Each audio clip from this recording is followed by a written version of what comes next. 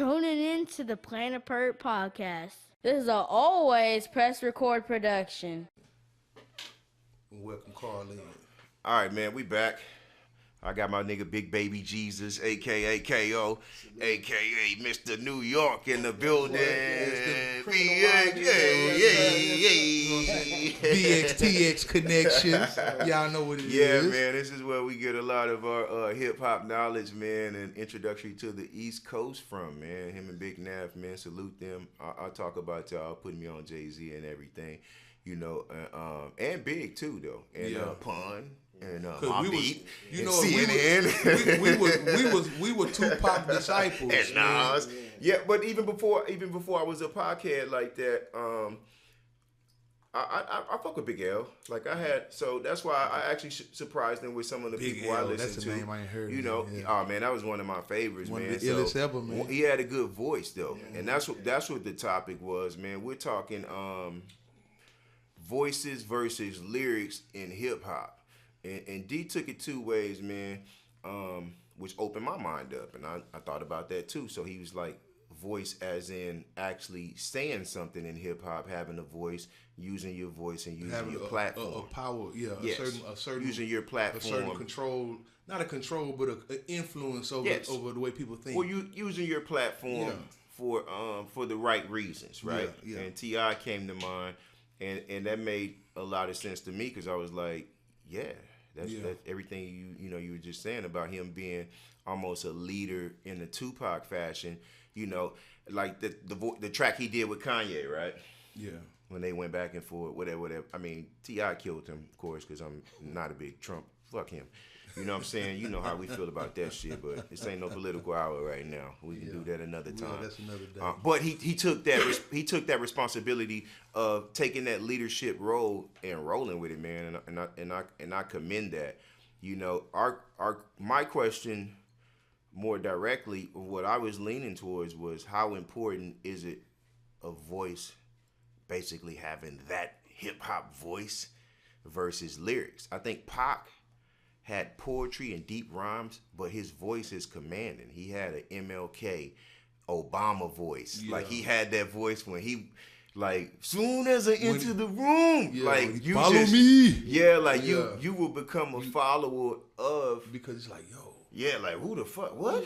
Like it didn't matter what he could be like. You know what? KFC is better, and this is why. And he can go into that bag of just running. Just a lot of passion. You know, you love Popeyes, but he go by the end when you leave.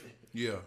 You fucking with KFC, you like, you know what? I do fuck with them wings a little bit, man. Like he might. The Colonel ain't that bad. The Colonel wasn't that bad. He was all right. He was all right. He was good, man. You know, so he had that influence of I feel, of voices, man. Like one for me was Master P. So we talk top 5, right? And my top 5, when I told them top 5, I was like, man, Desert Island, you know, remote location. You got 5 artist catalogs you could fuck with. Man. That's all you could. And Rick Ross, because Ross albums jam from front to back. They do. I like them, bro. I don't skip no tracks. Yeah. Especially that Rich Forever. Oh, that's, man, I love it. I love that one too. And I was actually listening to God Forgives and I Don't. Oh man. I know, but then if I tell you greater than rap, deeper than rap, like. So yeah, that's when you really. I remember then that's when you really got into Anastasia, that fucking mixtape with the 300 soldiers. Yeah, that nigga with Master P on there. And see, yes, bruh. On the hardest motherfucker still whipping it properly. He went. You talking about somebody that had a voice? His voice commands attention. No doubt. But then as a lyricist, his substance is. He has substance, and he has a way of phrasing things in a very articulate manner. Okay. And you like, man, and his vocabulary is very high. He has a high end vocabulary. You know, it's funny because when you think about the East Coast MCs, you know, he got into it with 50. 50 when it was time to rap, they did that for a second, and 50 was like, man, fuck that. I'm not finna try to rap with this dude. Okay. We finna have to take it to some other shit. Yeah. Because I can't rap with this guy. And you know what? You know, whatever. That's cool. But whatever you think about him and all the controversy and people digging up his past and saying this and saying that, the dude can rap. Yes. Period. So the dude just can fucking rap and he sounds amazing. And that's what I was telling them. I was like, y'all, they started naming like Redman, and I was like, bro, cool, if that's what you feel. But I was like, for me, I'm talking about somebody that fucking gets your attention in such a way it cuts through everything else you're doing. So this is why but if I talk top 5 lyricists, top 5 best albums, like the top 5 conversation to me, because you don't know what people are thinking when it comes down to that. Voices, the top 5 voices for me, in no particular order, man, it would have to be DMX. Okay. Pac. Good choice. Eminem. Yeah. No, my bad. No Eminem. I take Eminem off. We talking about voices. Just voices. Lil Wayne. Okay. Jeezy. Okay. And Juvenile. Damn. And I'm gonna tell you this. It's really tight. It's really tight because I somewhere in there somebody got to be 5A or 1A because Mystical got to be on there too. Okay. Because we just talking about the uniqueness of your voice, and just because of the way your voice naturally sounds, it sticks in your head. You understand what I'm saying? Like it's anywhere you can see you can hear Lil Wayne in the crowd in Abu Dhabi. You know what? If you hear him talking or saying something, you're gonna turn your head like, I know that voice. Yeah. You know what I mean? Because he doesn't sound like anyone else that's been born. Okay. You know what I mean?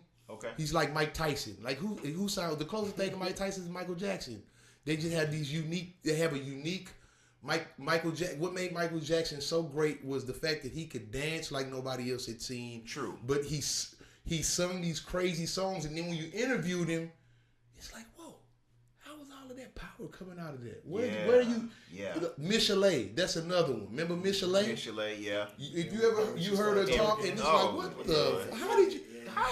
Where did that shit come from? Who signed you? Like, whoa. Whose man is this? Like, if she walked up to me and be like, "Can I sing a song for you?" I'm gonna be like, "Hell no." No. Because you think she finna sound like Steve Urkel or some shit, and then that bitch come out and she sound like fucking Aretha Franklin and Anita Baker, and you know what I mean? So I guess the point for me is I think the power of the voice can actually overtake you not being a lyricist sometimes, right? Because Master P had that energy for me, bro. Like he was on my list.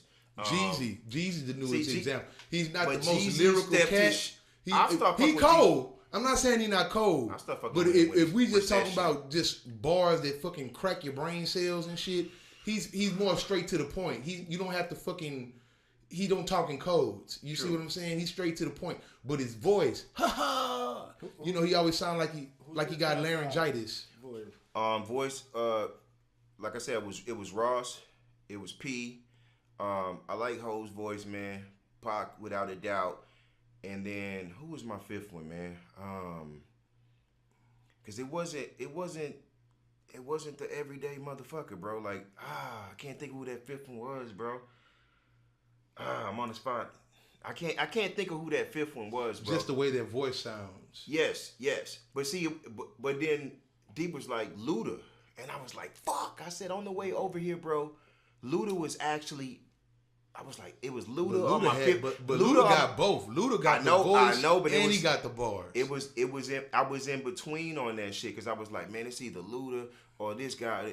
Cause see, if I went top 5 albums, it would be different though. Cause 400 Degrees probably. Just listening to that. If it's not number 1, it's a hard 2. Was you talking about album all time? Yeah. I'm just saying. So like it, and you know, DeAndre made a great point. He said, "Man, my top 5 depends on how my paycheck look." You know what I'm saying? And I was like, "Damn." You know, well, who you think, big baby? Top 5 voices. Well, I try to think of my 5th. Pimp C. Mm-hmm. When I first moved to Texas and I first heard that "Tell Me Something Good," that nigga's voice. Like, that's what made me like the song. That nigga was so fucking country. I didn't fuck your girl, but your sister was like, alright. I like that shit. Pimp C. Too Short. Bitch! I love the Cali. That shit is dope. You know what I'm saying? I love the accent. The way he's not the best lyricist. No. But he's straight to the point. He had the funky ass tracks, and I just love that the whole combination of it. You know what I'm saying? The voice, the bitch. Yeah. You know what I'm saying? He started that shit. Yeah, you right. I just love that the way he did that shit, man. That's my nigga Short. Who Andre three stacks. Yeah. Another thing with the He's on my top 5. He's on my top 5 lyricists with his of all accent. How he was country and that nigga's flow is phenomenal. You know, his lyrics is awesome. Oh man, what is it? BG. That's one of my favorite. A lot of them are down south or West Coast rappers with voice. Yeah, because it's more of an emotional style. Yeah. It's not so much of a technical thing. You know, on the East Coast, you have to be technically sound. Yeah. You know what I mean? It's like being a boxer versus being a slugger. You understand what I'm saying? On the East Coast, you want to. Most of these guys take pride in their vocabulary and the wordplay. Right. And then in the South and on the West Coast, it's more about how you make people feel. So, as opposed, it's about inducing emotion more than inducing a thought. yes. Okay. Yes. You understand what I'm saying? Yeah. That's why I think it's, the frame of the term country rap tunes makes a lot of sense to me. What Pimp C was talking about with country rap tunes, and it wasn't about the lyrics. The lyrics were good. Don't get me twisted. Like, they're way better than this mumble shit. Now shit broke down. Where you at? Woodland Park. He about to send me the address. Okay. Oh, he right around the corner then. Yeah, we'll go swing through. Yeah. This part has got all kind of shit going on right Yeah, now, it's all folks. good. I don't even know what's going on out here. We'll chop and screw it. Yeah, but so when I think of voice, like voice commands power, I'm gonna make a rebuttal. I never liked BG's voice because it was monotone and never changed. But they love that fucking BG album, bro. Yeah, Checkmate. We used to go over there and jam that shit. I and love play the that game Cash all Money is day. an Army of the Navy shit. But when I used to ride with Big Baby and they want to put that tape on, I'm just like, how y'all? I can't. It was that one song he had with Prodigy. We used to jam the shit out of that song. That's my fifth guy right there, Prodigy. Nice voice. Yeah. See, when I went back and I listened to it now, I actually appreciate it more. And the reason is I was biased as hell because I was a big No Limit fan, and then Cash Money was a rival. But Juvie is always my favorite artist. And he was better than anybody they had on their roster. Oh, he still is. Yeah. 400 Degrees. Drake still hasn't outsold 400 Degrees on Cash Money. That's a fact. That's a fact. Yeah, this is what separated No Limit to Cash Money. To me, is that still their number one selling album of all time? Yeah, that sold a lot. They gave. Do you know how big? Do you know how big? I don't give a fuck how big. I don't care how much. No. I'm saying to think about how big Wayne was once upon a time. Not that he isn't still big, but once upon a time he was the pinnacle of hip hop. He was. I understand that. But to say that he didn't put out anything that touched 400 Degrees, never. That's amazing. Drake didn't. That's fucking amazing. Nicki didn't. That's fucking amazing. Think about that, bro. That's about amazing. That shit came out in 1998. Think about the coverage in the media coverage that these rappers get today. It didn't what matter. would he have gotten if there was a Twitter and an Instagram and a Facebook? Before we hard break on this shit, man, I'm gonna tell you right now. Universal cut the check for $30 million. They put out one project, 400 Degrees. They paid them the money back, and Universal had to cut another check paying Bird and them. Now he ain't pay nobody. Yeah, I know. They still He ain't pay nobody. But think about that, dog. Somebody fronted you $30 million. You put out one fucking album, and bro. paid it back. He should have kept his staff together. Is all I can say, man. Because Juvenile actually does have one of the most important hip hop voices, and I may even drop that for my fifth. on hip hop voices. Juvie, I was talking top 5 catalogs. When you listen to him on 400 Degrees and even Soldier Story, when he raps, it sounds like he talking to you. Yeah, he was. He rapping, but it sounds like he preaching. Yeah. You know what I mean? He was. He was talking to you. He was. And he could do that shit in a way he could rhyme and you feel like he having a normal conversation with you. Yes. But you know, and some of the shit that he said was so monumental. It was so real, bro. That nigga said, if I'm in the wrong with a bitch and the hold on fuck like a man, I'ma beat my meat and get my fucking nut for sure, and she gonna be throwed in, and I'ma cut the TV off and go to sleep on that whole then. Now tell that to your girlfriend. You tell her everything else. Come on now. She gonna be with her boyfriend. You gonna be by your damn self. Name a top bar. Going off on that whole man. That relates to every man's life. Like, you know what I'm saying? Like that shit right there was man, I never stopped loving Juvenile. You know what I'm saying? Like, even doing the No Limit shit, like, I was still not secretly bumping, but nigga, I was bumping Juvie. I be, you bought the album. I thought you didn't fuck with Cash Money. I was like, nigga, but that was nigga. What? I don't want to be nowhere with you when it's happening either. I'll probably be somewhere ducked off taking a nap with my people. That when you get into your but I was. You know what one got me, and I knew I was hooked.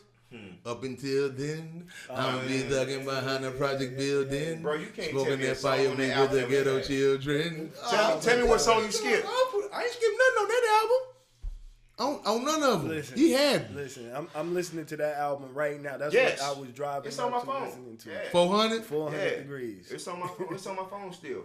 And I still, when I be like, damn, and I be like, I'm gonna just listen to one.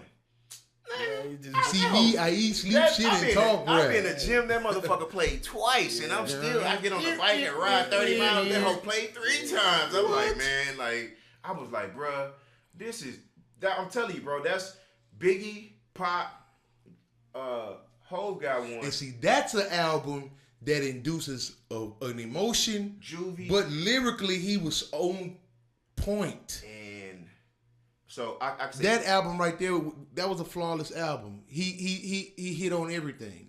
His voice is already amazing. I'm not gonna lie, man. Hov got a lot of albums that I can consider for top. I hate to say it, man, like, cause that 444 shit was.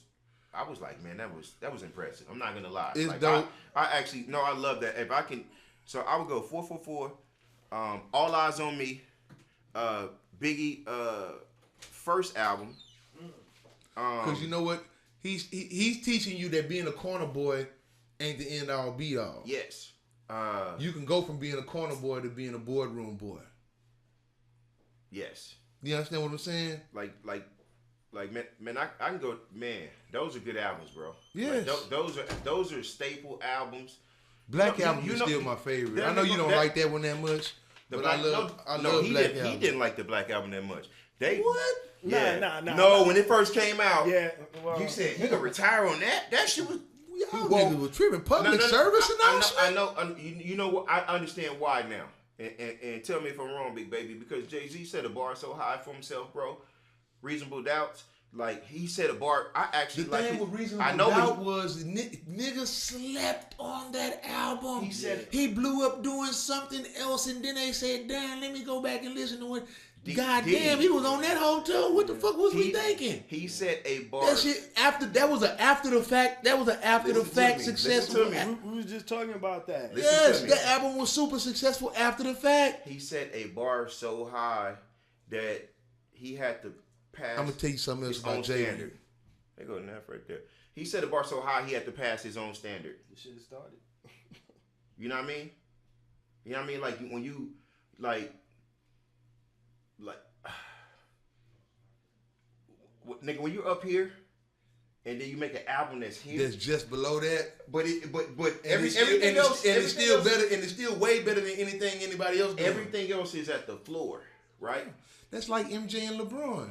They were so high. I was gonna make that comparison, they were but I was so trying to high stay away from sports on that. When they were at when they were at their pinnacle, they were so high that even on the decline, yes, they still were ahead of the pack.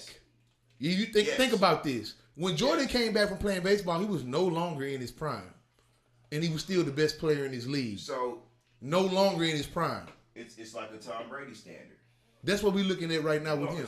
It's like a Tom Brady standard. He set it so like high. physically, if he doesn't win the Super Bowl, physically he's not as you like, fast, oh, he's not well, as strong as he used to he be. trash. So but he was. Like, I got 5. But like, even and he competing for them. like how many fucking more I gotta get? I've been here 8 times, 9 times. Like you know what I'm saying? So you set.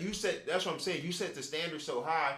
Alabama, if they don't go to the championship, the standard's lowered, right?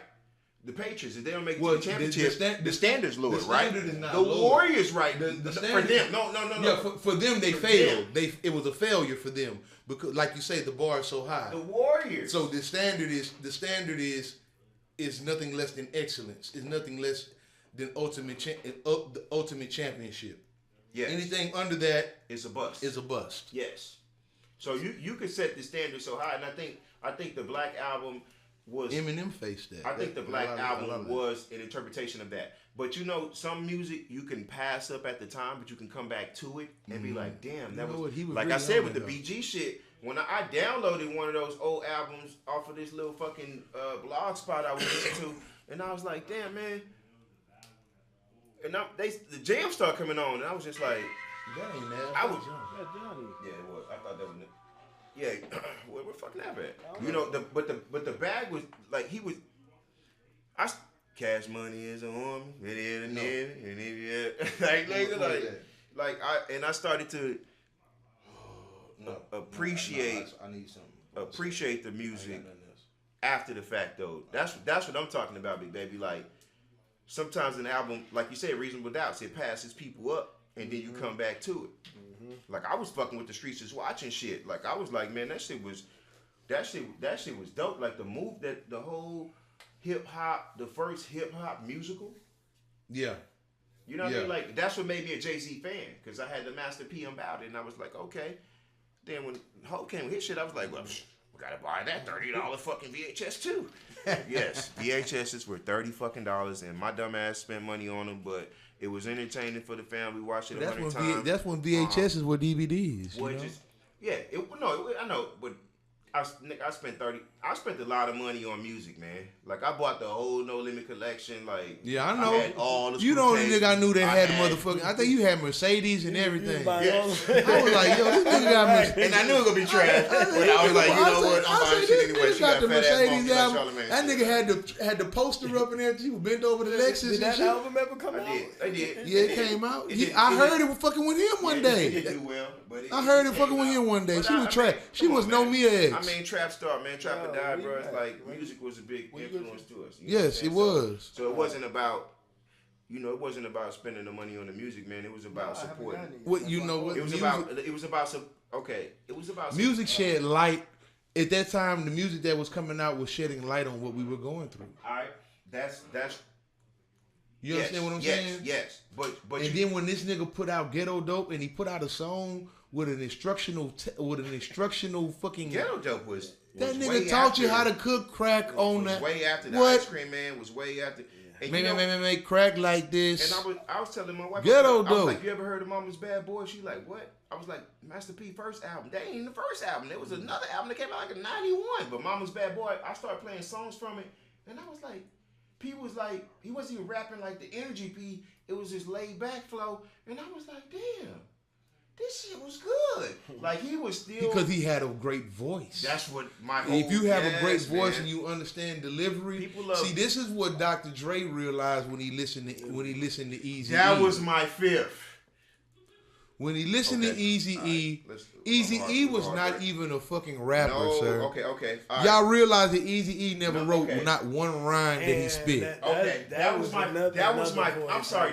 That was my fifth though. Motherfucker. That was my fifth. That nigga's voice was awesome. How did I forget that? Awesome. He mesmerized you. Name the song, I'll rap it by heart, bro. Like standing on the corner, straight slang and rush. Oh shit! There come the motherfucking cops. Come on, man. And I hide behind a tree, making sure the motherfuckers don't. You could go back to Straight Outta Compton. Come on, man. I may not know Rain's verse. I might not know fucking Dre's verse. But you gonna know Ease because the way he said it is going to stick in your mind. His flow was never overcomplicated, but his voice, it etched itself on your memory. put my hip. Same thing. The same thing we talking about with Pimp C. Pimp C probably couldn't. Obviously, Pimp C didn't rhyme as good as Bun B, but as a talent, you could not deny what he brought to the table. Eazy-E had one of those voices, and I think he was in my. I think he was in my top 5 voices, and I'm a heartbreak because we got to go make a stop. But when we get back, man, I want to talk about top lyricists too, because I want to get into my Ice Cube bag a little bit. Yes, I think very underrated. Yes, let's talk underrated lyricists. Yes. Fuck lyricists, because we can talk about the best. Yes, everybody has that conversation, right? You're gonna go Biggie, Jay-Z, and whatever, Pop, whatever, right? Yes, man, I want to talk about underrated MCs, lyricists, man. The top 5 underrated MCs of all time. Playing the Pert Podcast 2.0, man. Y'all know what it is, man. 3 and D and the boy KO, man.